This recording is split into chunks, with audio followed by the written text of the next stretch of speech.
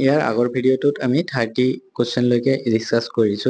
এই ভিডিঅ'টোত আমি 31 ৰ পৰা ষ্টাৰ্ট কৰিছো। এটো 31 নম্বৰ কোৱেশ্চনটো আছে 2020 টকিঅ অলিম্পিকত ভাৰতে কোনবিধ খেলত কোনো পদক লাভ কৰা নাছিল। ইয়াৰ কাৰেক্ট অপচনটো হ'ব অপচন ডি মূল্যযুক্ত। ইয়াৰ পিছত 32 নম্বৰ প্ৰশ্নটো আছে বাৰ্ষিক প্ৰতিযোগিতাৰ শৃংখলা ডায়মণ্ড লীগ কোনবিধ খেলৰ সৈতে জড়িত। ইয়াৰ কাৰেক্ট অপচনটো হ'ব অপচন এ হাতুৰ। হাতুৰৰ সৈতে বাৰ্ষিক প্ৰতিযোগিতাৰ শৃংখল ডায়মণ্ড লীগ জড়িত। ইয়াৰ পিছত 33 নম্বৰ কোৱেশ্চনটো আছে আইডেন্টিফাই দা ইনকাৰেক্টলি মেটচড পেয়াৰ। ইয়াৰ ভিতৰত কাৰেক্ট অপচনটো হ'ব অপচন এ ষ্টিফেন এডবাৰ্গ ক্ৰিকেট, কাৰণ ষ্টিফেন এডবাৰ্গ ক্ৰিকেটৰ সৈতে জড়িত নহয়। ইয়াৰ পিছত 34 নম্বৰ কোৱেশ্চনটো যাব বিচাৰিছো। 34 নম্বৰটো দিয়া আছে ৰাষ্ট্ৰীয় যুদ্ধ স্মৃতি সৌধটি ক'ত অৱস্থিত।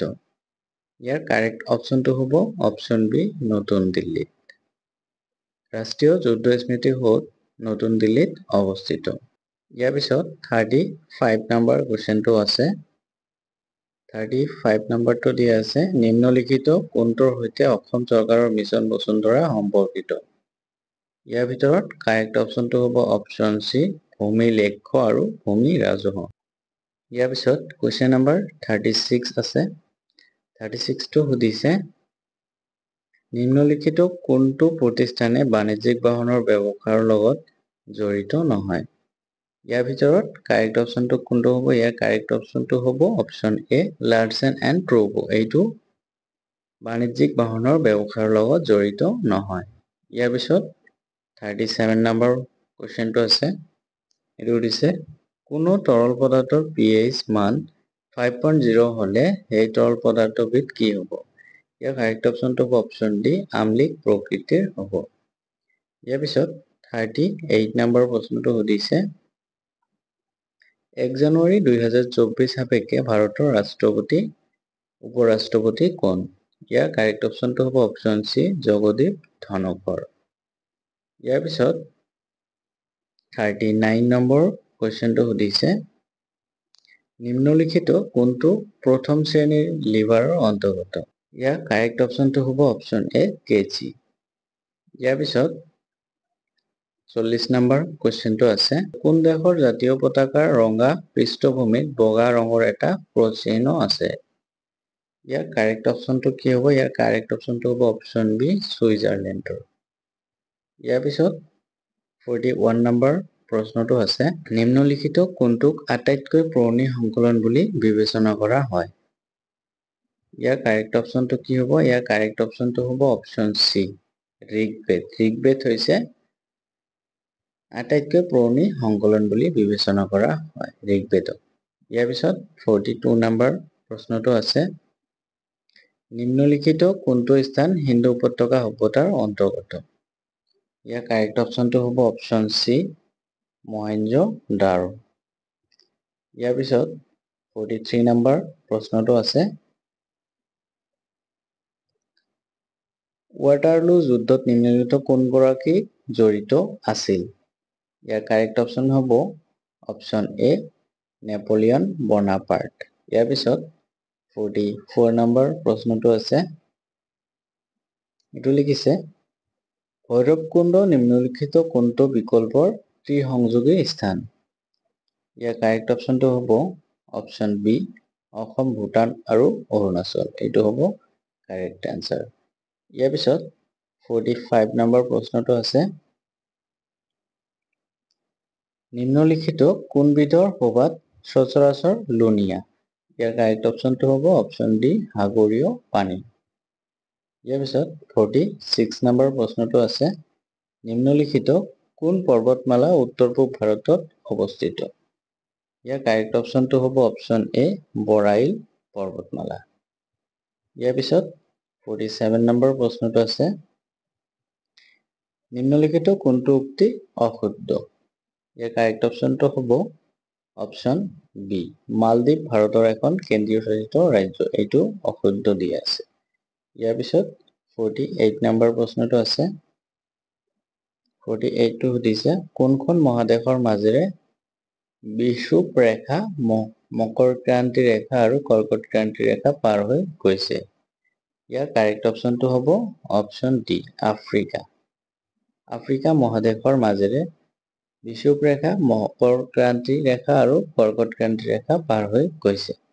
ইয়াৰ পিছত 49 নম্বৰ কুৱেশ্যনটো আছে নিম্নলিখিত কোনখন আমেৰিকা যুক্তৰাষ্ট্ৰৰ এখন দ্বীপ ৰাজ্য? ইয়াৰ কাৰেক্ট অপশ্যনটো হ'ব অপশ্যন চি হাৱাই। হাৱাই হৈছে আমেৰিকা যুক্তৰাষ্ট্ৰৰ এখন দ্বীপ ৰাজ্য। ইয়াৰ পিছত 50 নম্বৰ প্ৰশ্নটো আছে ভূগৰ্ভৰ গভীৰতাৰ পৰা গৰম পানী আৰু বাষ্প বিস্ফোৰণৰ জৰিয়তে নিৰ্গত হোৱা পৰিঘটনাক কোৱা হয়। ইয়াৰ কাৰেক্ট অপশ্যনটো হ'ব অপশ্যন এ উষ্ণ প্ৰস্ৰৱণ। ইয়াৰ পিছত 51 নম্বৰ প্ৰশ্নটো আছে নিম্নলিখিত কোনটো ভাৰতৰ সংবিধানৰ উপাদান নহয়? ইয়াৰ কাৰেক্ট অপশ্যনটো হ'ব অপশ্যন বি কেন্দ্ৰৰ নিৰ্দেশাত্মক অধিকাৰ। ইয়াৰ পিছত 52 নম্বৰ প্ৰশ্নটো আছে মূল্যৰ স্তৰৰ ক্ৰমাগত বৃদ্ধিক কোৱা হয়। ইয়াৰ কাৰেক্ট অপশ্যনটো হ'ব অপশ্যন ডি মুদ্ৰাস্ফীতি বা ইনফ্লেশ্যন বুলি কোৱা হয়।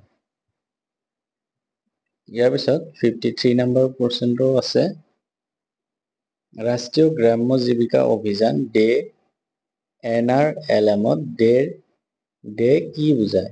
ইয়াৰ কাৰেক্ট অপশ্যনটো হ'ব অপশ্যন বি দীনদয়াল এন্ত্যোদয়া যোজনা বুজায়। ইয়াৰ পিছত 54টো আছে 54টো সুধিছে নিম্নলিখিত কোনখন উপন্যাস পদ্মশ্ৰী ৰংবং তেৰংগে ৰচনা কৰিছে? ইয়াৰ কাৰেক্ট অপশ্যনটো হ'ব অপশ্যন চি ৰংমিলিৰ হাঁহি। ইয়াৰ পিছত 55 নম্বৰ প্ৰশ্নটো সুধিছে নিম্নলিখিত কোনটো ভাৰতৰ কেন্দ্ৰীয় সশস্ত্ৰ আৰক্ষী বাহিনী নহয়? ইয়াৰ কাৰেক্ট অপশ্যনটো হ'ব অপশ্যন এ ভাৰতীয় উপকূল ৰক্ষক বাহিনী। ইয়াৰ পিছত 56 নম্বৰ প্ৰশ্নটো আছে 56টো সুধিছে what is the chemical symbol of silver? ৰূপৰ ৰাসায়নিক সংকেত কি? এইটো কাৰেক্ট অপশ্যনটো হ'ব অপশ্যন এ Ag হৈছে ৰূপৰ ৰাসায়নিক সংকেত। ইয়াৰ পিছত 57 নম্বৰ পাৰ্টটো আছে 57 নম্বৰ কুৱেশ্যনটো আছে 1 জানুৱাৰী 2024 সাপেক্ষে আমেৰিকাৰ যুক্তৰাষ্ট্ৰৰ ৰাষ্ট্ৰপতি কোন? ইয়াৰ কাৰেক্ট অপশ্যনটো হ'ব অপশ্যন চি জো বাইডেন। ইয়াৰ পিছত 58 নম্বৰ প্ৰশ্নটো সুধিছে নিম্নলিখিত কোনটো প্ৰাণী কোষৰ শক্তিৰ ভঁৰাল ৰূপে বিবেচিত কৰা হয়? ইয়াৰ কাৰেক্ট অপশ্যনটো হ'ব অপশ্যন ডি মাইটকণ্ড্ৰিয়া। ইয়াৰ পিছত 59 নম্বৰ কুৱেশ্যনটো আছে নিম্নলিখিত কোনখন দেশত সাগৰীয় উপকূল নাই? ইয়াৰ কাৰেক্ট অপশ্যনটো হ'ব অপশ্যন বি আফগানিস্তান। ইয়াৰ পিছত 60 নম্বৰ কুৱেশ্যনটো আছে পৃথিৱীৰ বৃহত্তম দ্বীপ গ্ৰীণলেণ্ড কোনখন দেশত অৱস্থিত? ইয়াৰ কাৰেক্ট অপশ্যনটো কি হ'ব? ইয়াৰ কাৰেক্ট অপশ্যনটো হ'ব অপশ্যন এ ডেনমাৰ্কত অৱস্থিত। সো আজিৰ ভিডিঅ'টো ইমানেই। আমি বাকী কেইটা প্ৰশ্ন নেক্সট পাৰ্টত ডিছকাছ কৰিম। গতিকে ভিডিঅ' যদি ভাল পাইছে তেন্তে লাইক কৰিব আৰু আপুনি এতিয়ালৈকে যদি আমাৰ চেনেলটো ছাবস্ক্ৰাইব কৰা নাই অনুগ্ৰহ কৰি চেনেলটো ছাবস্ক্ৰাইব কৰি লওক।